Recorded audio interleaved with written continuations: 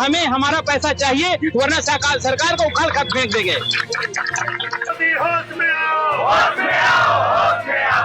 5.5 साल से ज्यादा हो गए, सरकार ने आज तक किसी एक भी व्यक्ति का पैसा वापस नहीं किया और ठगों के खिलाफ कार्रवाई करवाने के लिए हमने अनिश्चितकालीन असहयोग आंदोलन का आह्वान किया है पूरे देश में। मजदूरी करते हैं, ईंटा पाट के जमा किया है बाबूजी। तमाम कंपनियों में निवेश किए लोगों ने आज प्रदर्शन किया है, डीएम कार्यालय जाकर ज्ञापन दिया है, जहां इन लोगों का पैसा फंसा हुआ है। भुगतान को लेकर ये प्रदर्शन चल रहा है और ये इनका जो है नारा है, भुगतान करो या सत्ता छोड़ो, ठग बेईमानो भारत छोड़ो। पैसा हमारा आपका नहीं किसी के बाप का, ईंट से ईंट बजा देंगे, ठगों का राज मिटा देंगे, ये इनका नारा है। इस नारे के साथ इन्होंने आज प्रदर्शन किया और जिलाधिकारी कार्यालय जाकर अपनी मांगे रखी हैं। आइए यहाँ बात करते हैं हम। क्या नाम है आपका? मदन लाल आजाद नाम है जी। ये क्या मामला है पूरा जो आप लोग? ये मामला है, हमारी पार्लियामेंट ने, भारत सरकार ने वर्ष 2019 में एक कानून बनाया, अनियमित जमा योजनाएं पाबंदी अधिनियम 2019। उस कानून में ये व्यवस्था की गई कि जितने भी लोगों का किसी कंपनी या क्रेडिट कोऑपरेटिव सोसाइटी में पैसा डूब जाता है, वापस नहीं मिलता, तो उस पैसे को सरकार जिला स्तर पर, तहसील स्तर पर 180 दिन के अंदर अंदर उनकी जमा राशि का 2 से 3 गुना वापस करेगी और जो भी ठग होंगे उनके खिलाफ कार्रवाई करेगी। 5.5 साल से ज्यादा हो गए, सरकार ने आज तक किसी एक भी व्यक्ति का पैसा वापस नहीं किया। बांदा में भी लगभग 7-8 लाख लोग अपने भुगतान के आवेदन दाखिल कर चुके हैं, डीएम के यहाँ भी और डिविजनल कमिश्नर के यहाँ भी, लेकिन आज तक उन पर नोटिस तक इशू नहीं किया शासन ने। तो पूरे देश में कमोबेश यही स्थिति है। इस स्थिति को बदलने के लिए, लोगों का भुगतान कराने के लिए और जो एजेंट साथियों को प्रताड़ित किया जा रहा है उन्हें प्रताड़ना से बचाने के लिए और ठगों के खिलाफ कार्रवाई करवाने के लिए हमने अनिश्चितकालीन असहयोग आंदोलन का आह्वान किया है पूरे देश में, इन 3 मांगों को लेकर के। तो आज हम बांदा आए हुए हैं, ये हमारे जिला अध्यक्ष हैं कमलेश जी और तमाम साथी यहाँ अभी डीएम साहब को ज्ञापन देकर के आए हैं अपनी 3 मांगों के लिए। और डीएम साहब ने आश्वासन भी दिया है, हमारे ज्ञापन पर एक आदेश किया है एडीएम फाइनेंस को कि वो 3 दिन के अंदर अंदर तमाम आवेदनों पर नोटिस इश्यू करके कार्रवाई शुरू कर दें। क्या नाम है आपका? शिवनारायण साहू। कुछ फॉर्म सरकार ने भरवाए थे भी, बीच में सुना था कि फॉर्म भरवाए जा रहे हैं भुगतान के लिए। हाँ, भरवाए गए थे और भरे थे। उन्हीं फार्मों के बारे में बंदरलाल जी बता रहे हैं। वो सब फार्म दिए गए हैं, भर के जमा किए गए हैं और जमा करके यहाँ इनके गोदामों में पड़े हुए हैं। इनका कहना है कि हमने भेज दिया है, लेकिन किसी तरह की कोई कार्रवाई नहीं हुई है। योगी जी का भी कहना है कि पीएसीएल के फार्मों को हमने वहाँ भेज दिया है लखनऊ में सेबी ऑफिस में, लेकिन कुछ मिल नहीं रहा लोगों को। मिल भी रहा है तो जो पीएसीएल को मिल रहा है वो बिल्कुल थोड़ा नमक के बराबर, दाल में नमक के बराबर मिल रहा है। अगर इसी तरह मिलता रहा तो मेरे ख्याल से ये पीढ़ियां गुजर जाएंगी, चौथी पीढ़ी को कहीं मिलेगा भुगतान। जिनका 20 लाख, 1 करोड़, 2 करोड़ है, उनको कब मिलेगा? 19,000 तक का पेमेंट अभी हो रहा है।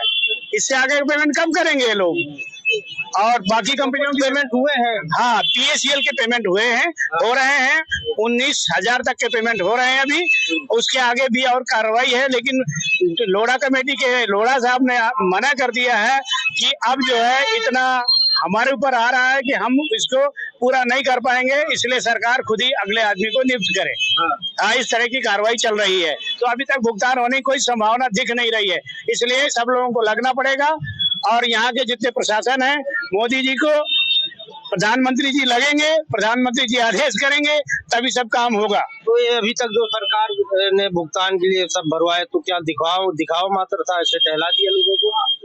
देखिए, सरकार ने कंपनियों को लाइसेंस दिया, सरकार ने ही कंपनियों को बैन किया, सरकार ने बर्ड्स एक्ट 2019 कानून बनाया। वो ये कानून कहता है कि जिन कंपनियों में जिन लोगों का पैसा जमा है, बर्ड्स एक्ट के तहत फार्म भरें, आवेदन करें, सरकार उनका भुगतान करेगी तय समय 180 दिन में। हम लोगों को डीएम कार्यालय में काउंटर खोला गया, हम लोगों ने फार्म जमा किए। मंडला आयुक्त महोदय चित्रकूट धाम मंडल को लोगों ने रजिस्ट्री भी भेजी, हम लोगों ने रजिस्ट्री भेजी। अभी तक हम लोगों का भुगतान नहीं हुआ, जबकि ये कानून कहता है कि जो भी कंपनीज है उनकी प्रॉपर्टी को सीज किया जाएगा, जो भी अकाउंट है सीज कर दिया जाएगा। सीज करने के बाद जो निवेशक है उनका पैसा अविलंब 180 दिन में भुगतान किया जाएगा। लेकिन जो ये फार्म जमा हुए ये धूल खा रहे हैं। हम हर महीने डीएम साहब से मिलते हैं, कमिश्नर साहब को ज्ञापन देते हैं, लेकिन अभी तक हम किसी के खाते में पैसा नहीं मिला।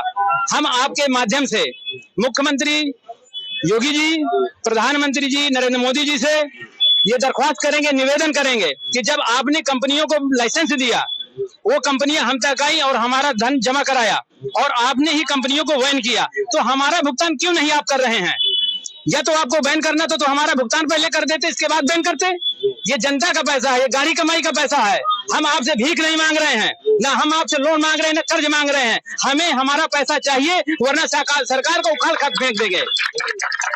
तो ये क्या आज से ये धरना पूरे देश में चालू है? 1 तारीख से चल रहा है पूरे देश में। 1 तारीख से चल रहा है, लेकिन यहाँ पर 1 तारीख को क्या संडे था, तो संडे के कारण यहाँ कार्यालय बंद थे।